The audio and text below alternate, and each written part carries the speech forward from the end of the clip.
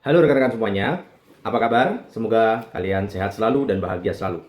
Perkenalkan, nama saya Muhammad Mangsun. Saya adalah staf pengajar di Departemen Ilmu Politik FISIP UIN Wali Songo Semarang. Pada video kali ini, saya ingin menjelaskan secara singkat apa itu perbandingan pemerintahan. Pernahkah kita bertanya mengapa sistem pemerintahan Indonesia berbeda dengan Amerika Serikat? Mengapa Indonesia menggunakan sistem presidensial misalnya, sementara Inggris menggunakan sistem parlementer? Mengapa ada negara yang mampu mempertahankan demokrasi dalam waktu yang lama, sementara negara lain mengalami kudeta, kemunduran demokrasinya, konflik politik, bahkan kembali menjadi negara yang otoriter? Untuk menjawab pertanyaan-pertanyaan tersebut, ilmu politik khususnya mata kuliah perbandingan pemerintahan itu memiliki satu pendekatan penting ya untuk menjelaskan perbedaan-perbedaan ini. Dan karena itu ini menjadi satu mata kuliah khusus, yaitu perbandingan pemerintahan atau disebut sebagai comparative government. Ada juga perbandingan politik. Pertanyaannya kemudian apa itu? Ya, definisi dari perbandingan pemerintahan. Secara sederhana, perbandingan pemerintahan adalah kajian yang membandingkan bagaimana pemerintahan dan institusi politik bekerja di berbagai negara untuk menemukan persamaan, perbedaan, pola, serta faktor-faktor yang menjadi penjelas ya variasi-variasi yang ada di banyak negara itu. Dalam literatur kontemporer, perbandingan pemerintahan tidak lagi hanya mempelajari bentuk lembaga negara secara formal, sebagaimana studi-studi perbandingan pemerintahan lama. Kajian ini juga memberikan perhatian ya yang serius terkait dengan hubungan antara institusi, masyarakat, perilaku politik, misalnya kondisi ekonomi dan politik, budaya, kebijakan publik, dan proses politik.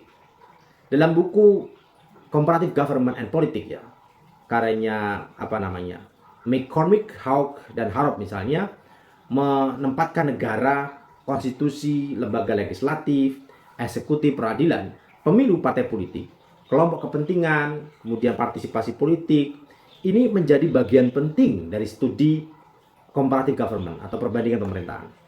Nah, lantas apa yang dimaksud dengan perbandingan pemerintahan kalau cakupannya begitu luas? Nah, ketika kita ingin mempelajari perbandingan pemerintahan, ya dari istilahnya saja, setidaknya ada 3 kata kunci yang perlu kita pahami. Pertama, ada istilah membandingkan, yang kedua pemerintahan, yang ketiga menjelaskan. Jadi pertama itu ketika kita ingin melakukan kajian tentang perbandingan pemerintahan, maka yang dilakukan pertama kali adalah membandingkan. Berarti kita tidak hanya sekedar mendeskripsikan satu negara dengan negara lain, ya, tetapi melihat suatu fenomena yang menggunakan lebih dari satu kasus untuk membandingkan kondisi pemerintahan di negara A dengan kondisi pemerintahan di negara B, negara C. Misalnya, kita ingin mengetahui apakah sistem presidensial menghasilkan pemerintahan yang lebih stabil daripada sistem pemerintahan parlementer. Kita tidak cukup hanya mempelajari Indonesia saja untuk memahami itu. Maka kita perlu membandingkan Indonesia dengan negara lain. Misalnya Amerika Serikat, Brazil, atau negara-negara presidensial yang lain. Dan kemudian kita juga perlu membandingkannya dengan negara yang mengadopsi sistem parlementer seperti Inggris dan India. Kedua, objeknya dalam studi perbandingan adalah pemerintahan dan sistem politik itu sendiri.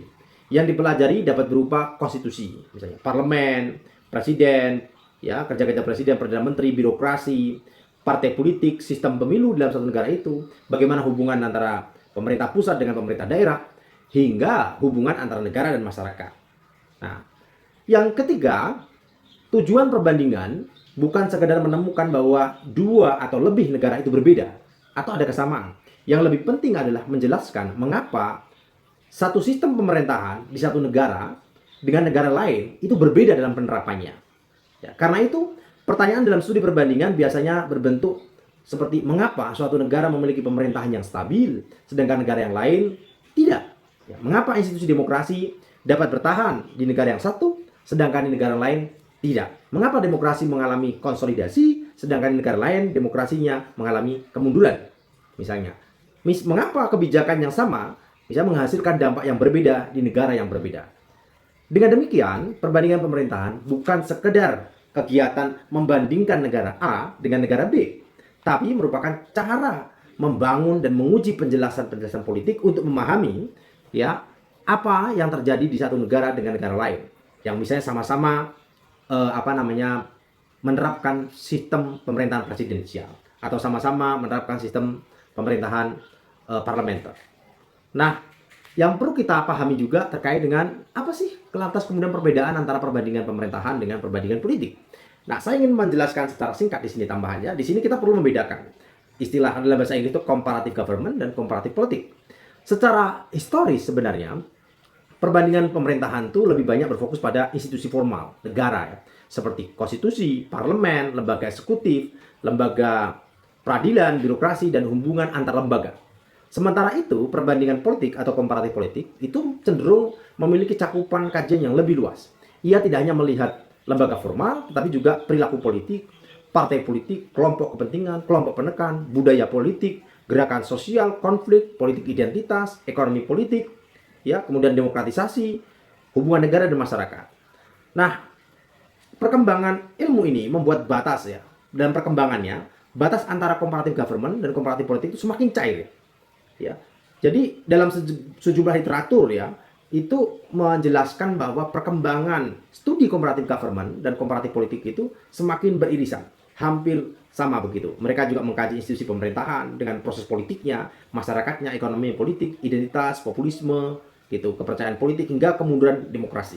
Jadi comparative government dapat dipahami sebagai salah satu bagian penting dari studi comparative politics, terutama yang memberikan perhatian besar terhadap lembaga-lembaga pemerintahan, institusi, ya, dan sistem politik. Nah, itu kira-kira itu teman-teman atau rekan-rekan sekalian, apa itu perbandingan pemerintahan. Semoga ini menjadi pengetahuan awal bagi teman-teman untuk mendalami lebih lanjut terkait dengan apa itu perbandingan pemerintahan atau perbandingan politik. Cukup sekian dari saya. Terima kasih. Assalamualaikum warahmatullahi wabarakatuh.